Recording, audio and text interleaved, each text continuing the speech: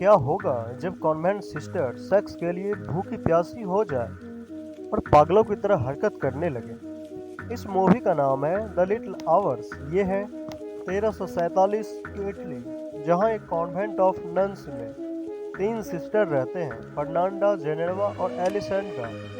एलिसेंड्रा चाहती है कि एक साधारण झुग्गी हो जो कि सेक्स भरा हो।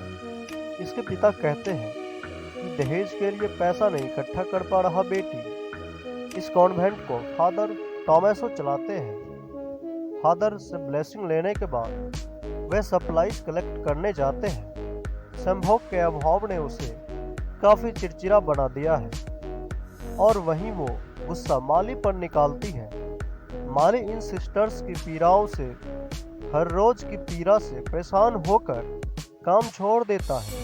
उसी समय लुनियाजा में लॉर्ड गुरुनोर फ्रांसिस का खाना खाते हुए दिखते हैं। लॉर्ड गुरुनोर अपनी पत्नी को सेक्स का आनंद नहीं दे पाता है और इसी कारण फ्रांसिस्का और नौकर मैटिसो नाम का नाजायज रिश्ते में शामिल है। मैसेटो पर शायद कामदेव की कृपा है जो लेडीज फ्रांसिस्का उससे चुंबक की तरह चिपकी रहती है और उसी समय वो पकड़े जाते हैं और मैसेटो वहां से भाग निकलता है। मैसेटो को रास्ते में फादर टोमेसो दिखते हैं जिनका सामान नदी में गिर चुका है।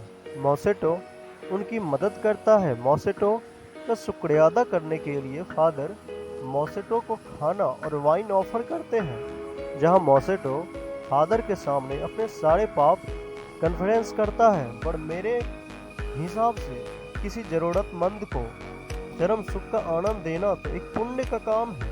खैर, फादर मोसेटो को अपनी कॉन्वेंट में माली का काम दिलाते हैं, पर उसे वहाँ गूंगा बहरा बताते हैं ताकि कॉन्वेंट के सिस्टर्स उसे परेशान न करें। जेनेवा मैसेटो से मिलती है, जहाँ मैसेटो गूंगा बहरे का नाटक जारी रखता है और फर्नांडा बिना बात को समझे उस पर गुस्सा होती है। इसलिए संभोग बेहद जरूरी है। संभोग जीवन में शांति लाता है। हेड मदर मारिया मैसेटो को बचा लेती है, पर अलेक्जेंड्रा कहीं न कहीं मैसेटो की यौवन से मोहित हो चुकी है। वो उससे मिलना भी चाहती है और फादर मैसेटो को सचेत करता है कि ये सिस्टर हिंसक भी हो सकते हैं। फर्नांडा को कॉन्वेंट के बाहर से एक लड़की मिलने आती है, मार्टा। वे वाइन पीते हैं और गॉसिप करने लग जाते हैं। मार्टा नून को बताती है औरत स्वर्ग में सुख का आनंद ले सकती है अगर मर्द उसे छू ले तो। मार्टा उन्हें बताती है औरत के जीवन में मर्द का होना कितना जरूरी होता है। कामदेव इससे सहमति रखते हैं। मर्दों का अभाव के कारण फर्नांडा जेनेवा समलैंगिक संभोग क्रियाएं करते हैं। अलेक्जेंड्रा शादी होने का इंतजार नहीं कर सकती। उसकी कली अब खिलना चाहती है और माली से बेहतर कौन खिला सकता है एक कच्ची कली को। फर्नांडा और मार्टा बेलिडोना प्लांट की सहायता से लॉ पोशन बनाना चाहती है। जेनेवा देखती है फर्नांडा अपने आप को मैसेटो के लिए आकर्षित बनाने के लिए जादू टोना कर रही है। मार्टा और फर्नांडा मैसेटो को पकड़कर उस पर हावी होने लगती है। धीरे धीरे उनका मर्दाना शरीर को महसूस करने लगती है। पहले कतराड़ा मैसेटो अब उत्तेजित हो चुका है, पर मार्टा और फर्नांडा अचानक सब कुछ रोककर वहां से चली जाती है। जेनेवा फर्नांडा को चाहने लगी है और फर्नांडा के लिए वह सब कुछ एक मजा था। बस अगले दिन कॉन्वेंट में अचानक बिशप पधारते हैं। अलेक्जेंड्रा को अब मैसेटो की लत लग चुकी है। वो उसे दिन दहाड़े संभोग के लिए मना लेती है। वो पूरी नन को भी नज़रअंदाज कर देती है। इधर फर्नांडा की रिएक्शन से परेशान जेनेवा के द्वारा बनाया हुआ लो पोशन पीती है ताकि वो आकर्षित दिखने लग जाए। अलेक्जेंड्रा जानती है मैसेटो बोल सकता है। उतने में पोशन के नशे में धुत जेनेवा आती है, पर उस नशे की प्रभाव में आकर कहती है मुझे लड़के नहीं लड़कियां पसंद है और मैं जीवेश हूँ। जेनेवा जाती है और फर्नांडा आती है एक धारदार चाकू के साथ। मैसेटो की हाथ बांध देती है, उसके आंखों पर काली पट्टी बांध देती है और उसे जंगलों की ओर ले जाती है।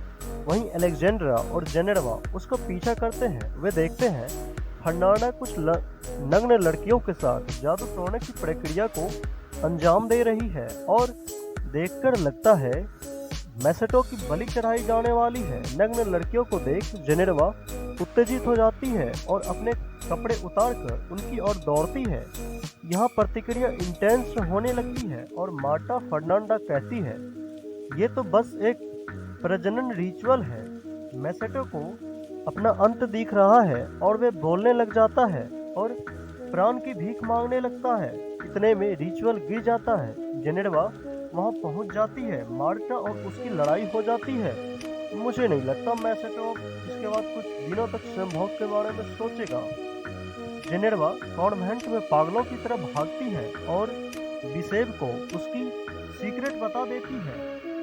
फर्नांडा एक बीच है जो एक माली के साथ सोना चाहती है। अलेक्जेंड्रा ने भी मैसेटो के साथ संभोग किया है। अलेक्जेंड्रा जेनेरवा का तो सिर्फ लड़कियां पसंद है। बिशप उनकी कंप्लेंट करने सिस्टर्स मारिया के पास पहुंच जाता है, पर उन्हें वहां एक और सिगरेट के बारे में मालूम चलता है। फादर का सिस्टर मारिया के साथ संभोग क्रिया कई सालों से चल रहा था। बिशप अगले दिन सबको सजा सुनाते हैं। जेनेरवा को 1 साल तक एक वक्त का खाना नहीं मिलेगा।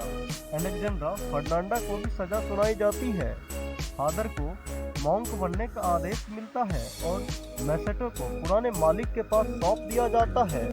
कॉन्वेंट में जीवन फिर से हरा भरा हो जाता है। यहाँ मैसेटो को जेल में बंद कर रखा गया है। लॉर्ड गुरनौर उससे कहते हैं, कल तुम्हारी पीड़ा शुरू की जाएगी, अच्छे से सो लेना बेटा।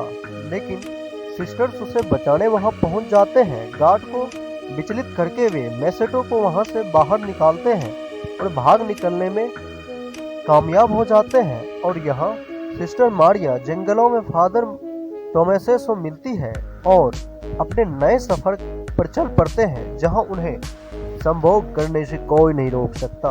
इसी के साथ मूवी खत्म हो जाती है।